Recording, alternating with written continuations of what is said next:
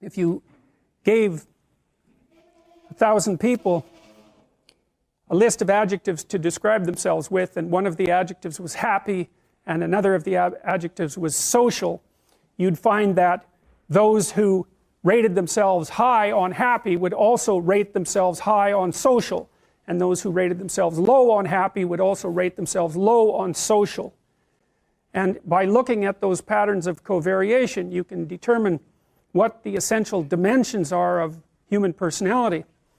One of the dimensions is roughly happiness. That's extroversion. Another dimension is neuroticism. It's a negative emotion dimension. So if you ask someone if they're anxious and they score high, say on a scale of 1 to 7, they're also likely to score high on another item that says that they're sad. And it turns out that negative emotions clump together, and so that people who experience more of one negative emotion have a propensity to experience more of all of them. There's another dimension called agreeableness, and agreeable people are self-sacrificing, compassionate, and polite. If you're dealing with an agreeable person, they don't like conflict. They care for other people. If you're dealing with an agreeable person, they're likely to put your concerns ahead of theirs. They're non-competitive and cooperative. It's a dimension where women score more highly than men on agreeableness across cultures, including those cultures where the largest steps have been taken towards producing an egalitarian social circumstance, like Scandinavia. Actually, the gender differences in personality there are larger than they are anywhere else. Another trait is conscientiousness. Conscientiousness is an excellent trait if you want to do well in school and in work, especially if you're a manager and administrator. I can't say we understand a lot about conscientiousness, although it reliably emerges from factor analytic studies of adjective groups across different countries. Conscientious people are diligent, industrious, and orderly. Their orderliness tilts them towards political conservatism, by the way, because it turns out that your inbuilt temperament, your inbuilt personality, which constitutes a set of filters through which you view the world, also alters the manner in which you process information and influences the way that you vote. And so you might say, and I do believe that this is true, we've been doing a lot of research on this as of late, the more accurate a measure you take of someone's political beliefs, the more you find that personality is what's predicting them. And I think that's a reasonable thing to think about, because you have to figure out ways of simplifying the world, right? Because you just can't do everything. And so people are specialized. They have specialized niches that they occupy. You could think about them as social niches. Like a niche is a place where your particular skills would serve to maintain you. And so if you're extroverted, you're going to look for a social niche because you like to be around people. And if you're introverted, you're going to spend much more time on your own. And so if you're an introverted person, for example, you're going to want a job where you're not selling and where you're not surrounded by groups of people who are making social demands on you all the time, because it'll wear you out. Whereas if you're extroverted, that's just exactly what you want. And so the extrovert sees the world as a place of social opportunity, and the introvert sees the world as a place to retreat from and spend time alone. And it turns out that both of those modes of being are valid. The issue, at least to some degree, is whether or not you're fortunate enough to match your temperament with the demands of the environment, and I suppose also whether you're fortunate enough so that you're born in an era where there actually is a niche for your particular temperament, because it isn't necessarily the case that that will be the case. Imagine that all of these temperamental dimensions vary because of evolutionary pressure, right? So there's a distribution of extroversion, a normal distribution. Most people are somewhere in the middle, and then as you go out towards the extremes, there are fewer and fewer people. And what that means is that on average, across large spans of time, there have been environments that match every single position on that distribution, with most of the environments matching the center, because otherwise we wouldn't have evolved that way. And so sometimes being really extroverted is going to work well for you in a minority of environments, a minority of niches, and sometimes it's just going to be a catastrophe. I suspect, for example, that if you live in a tyrannical society where any sign of personally oriented activity is likely to get you in trouble, that being extroverted and low in neuroticism wouldn't be a very good idea, because you're going to be mouthy and happy and saying a lot of things, unable to keep your thoughts to yourself, and you're going to be relatively fearless. Now, I don't know that for sure, because we haven't done the studies that precisely match temperamental proclivity to environmental demand, but you get what I mean. So conscientious people, anyways, conscientious people are industrious and orderly. We know a little bit about orderliness. It seems to be associated, strangely enough, with disgust sensitivity, which I suppose isn't that surprising. You know, if you take an orderly person and you put them in a messy kitchen, they respond with disgust and want nothing more than to straighten it all out and organize it and clean it. And there's tremendous variability in orderliness. And as I said, orderliness predicts political conservatism. It's not the only thing, but it's certainly one of the things. The correlation between conscientiousness and grades is about 0.4. It's about 16% of the variance. It's the second best predictor of university grades after intelligence. And we'll talk about intelligence during this course too. Intelligence is actually a relatively straightforward concept. I don't think I'll get into it today, but conscientious people, their industriousness and their orderliness makes them schedule their time. So they make efficient use of their time. They use schedules and that sort of thing. We haven't been able to figure out anything about the underlying biology or psychology of industriousness. We've tried really dozens and dozens of tests attempting to find a laboratory measure on which industrious people do better, and we failed completely. And there's no animal models of industriousness either.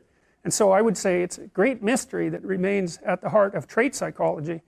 And maybe it's a human-specific category, you know. I mean, you can think of sled dogs maybe of being industrious, and maybe sheepdogs and animals that work like that, but of course they've been trained by human beings. So, but it isn't obvious that animals are industrious the same way we are. I mean, industriousness involves sacrificing the present for the future, something like that. And it seems like you have to be able to conceptualize time in order to sacrifice the present for the future.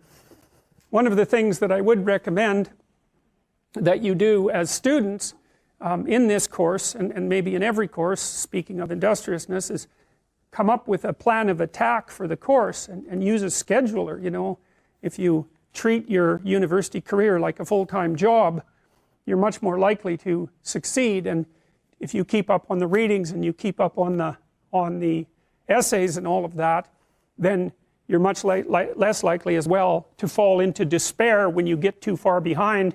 Using a Google Calendar or something like that to organize a schedule for the entire semester at the beginning of the semester can be invaluable, especially if you're not very industrious, because it can keep you on track. And one of the things we know about industrious people is that they are very good at using schedules and at planning the use of their time.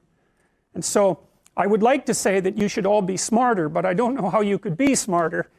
We don't know anything about how to improve intelligence, and I suppose we don't really know anything about how to improve industriousness either, but I can tell you that people who are industrious come up with a strategy for solving the problem that's ahead of them, and then they do whatever they can to stick to the strategy. And so, for example, if you sat down today or tomorrow for a couple of hours, 3 hours, and you filled in a Google Calendar, whatever you happen to use, with a strategy for studying, and a list of when all your assignments are due and all of that, and when you're going to sit down and study, then you won't be in a position where you have to cram for 10 hours a day hopelessly right before, you know, an important exam. It's also a very ineffective way of studying, by the way.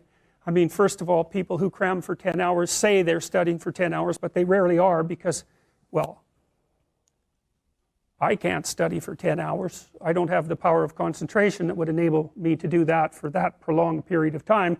I can manage about 3 hours of intense intellectual activity before I'm pretty done. And it's also the case that if you study and then sleep and then study and then sleep and then study and then sleep, you space it out, then you're much more likely to remember. it's also much more likely that you're much more likely to remember if you try to recall the material. And so highlighting and that sort of thing isn't very useful, but reading, closing the book, summarizing what you've read without opening the damn book, that's useful. And the reason for that is that you're practicing remembering, and that's what you have to practice. If you're practicing memorization, you have to practice remembering. You don't just go over the thing over and over. That'll help you with recognition memory, but it won't help you with recall memory. Anyways, the last trait is openness. Openness is a creativity trait. It's also associated with intelligence, in that intelligent people, and I'm speaking technically of IQ, tend to be higher and tend to be more creative, which is hardly surprising. Creative people are more likely to be liberal politically, by the way. They like novelty, they like aesthetics, they like fiction, they like movies, they like art, they like poetry. There's something about them that grants them an aesthetic sensitivity, and that's an inbuilt trait. And it's not the case, by the way, that everyone's creative. In fact, far from it. We've used the Creative Achievement Questionnaire to measure people's creativity. I'll talk to you about that later in the class. And the Creative Achievement Questionnaire takes 13 dimensions of creativity. So, you know, writing, dancing, acting, scientific investigation, entrepreneurial activity, architectural activity, cooking, there's a handful of others, singing, etc. You know, the sorts of things that you would assume that people could be creative about. And then it asks people to rate themselves on a scale from 1 to 10 on their level of achievement with regards to all those creative domains, with 0 being I have no training or proficiency in this area, and 70% of people score 0 across the entire Creative Achievement Questionnaire.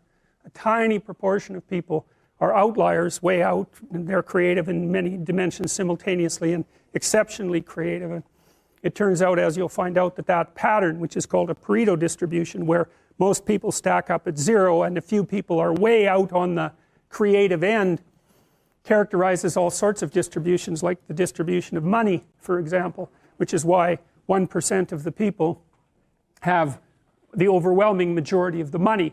It's a different 1% across time. It churns, and you're much more likely to be in the 1% if you're older, logically enough, because one of the things you do as you age is you trade youth for money, if you're fortunate. I don't think the trade is really worth it, but that's the best you've got. So anyways, those particular traits, you can think of those as ways that you simplify the world, right? There's lots of different places that you can act in the world, and there's lots of different ways you can look at it and survive. That's why you can be a plumber and a lawyer and an engineer, and those all work, right? Even though they're very different modes of being.